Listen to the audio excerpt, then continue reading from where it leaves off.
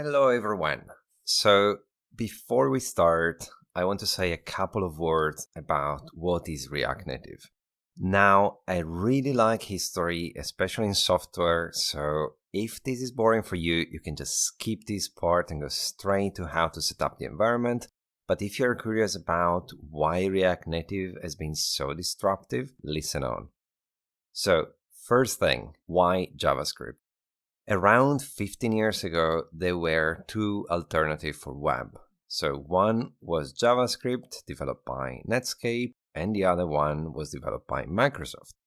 And if you never heard of that, and I can't even remember how it was called, it's because JavaScript was adopted massively. So today, if you want to develop for the web, JavaScript is pretty much the only way.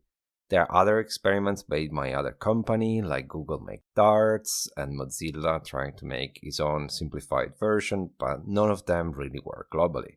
So a lot of people migrated to JavaScript over time. At the beginning, you will see designers moving to JavaScript to add a bit of interaction to the page, but then those pages became more and more complicated.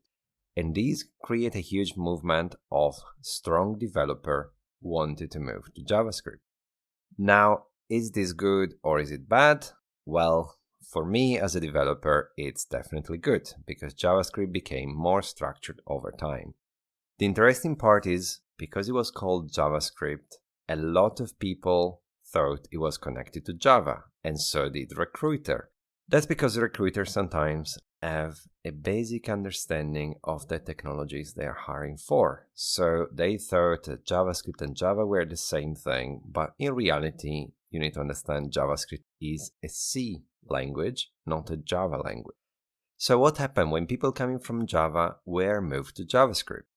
They didn't like it. They come from a very complex language with classes, interfaces, and a lot of overhead to a scripting language. That was a nightmare for them. They couldn't use the tools they were used to. So we had a strong movement that tried to change JavaScript to become more like Java.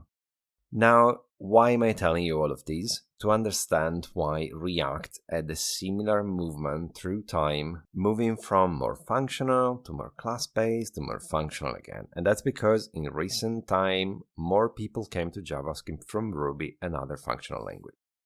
Now, if I haven't bored you enough, let's talk about React. So React was solving for the web the tedious problem of how to bind data to what you see on a web page. It was a problem solved by other frameworks before React, like Angular, like Knockout, a bit like jQuery template, doesn't matter too much. React was really, really good.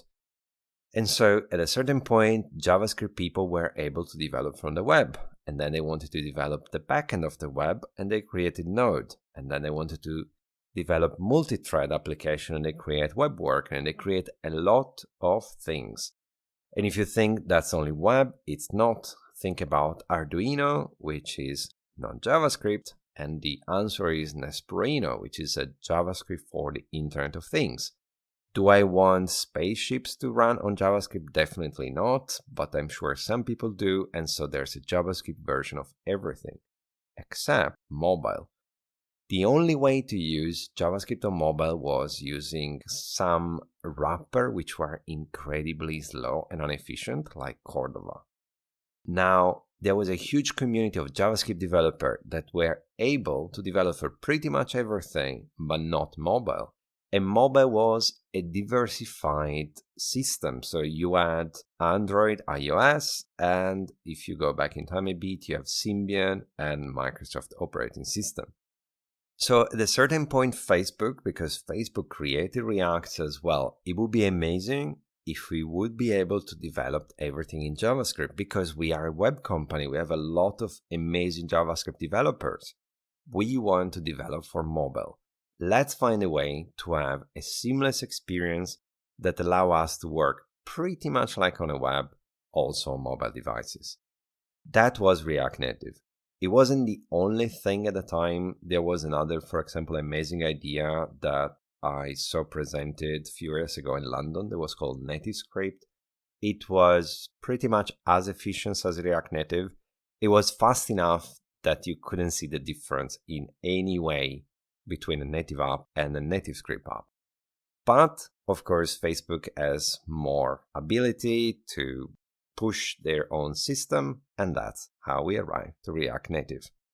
It started on iOS because iOS has a better support than JavaScript. Android was a bit more complicated because the JavaScript engine was not as good. So they created Hermes. Now I would say both of them are quite good. There are a few things you need to know. There are a few differences between the two. When we will encounter them, I will try to stress them out. Just be aware, when you will develop on React Native, you will always have to test both on iOS and Android. But if you work properly, it's very, very rare you're going to see any difference whatsoever between the two environments.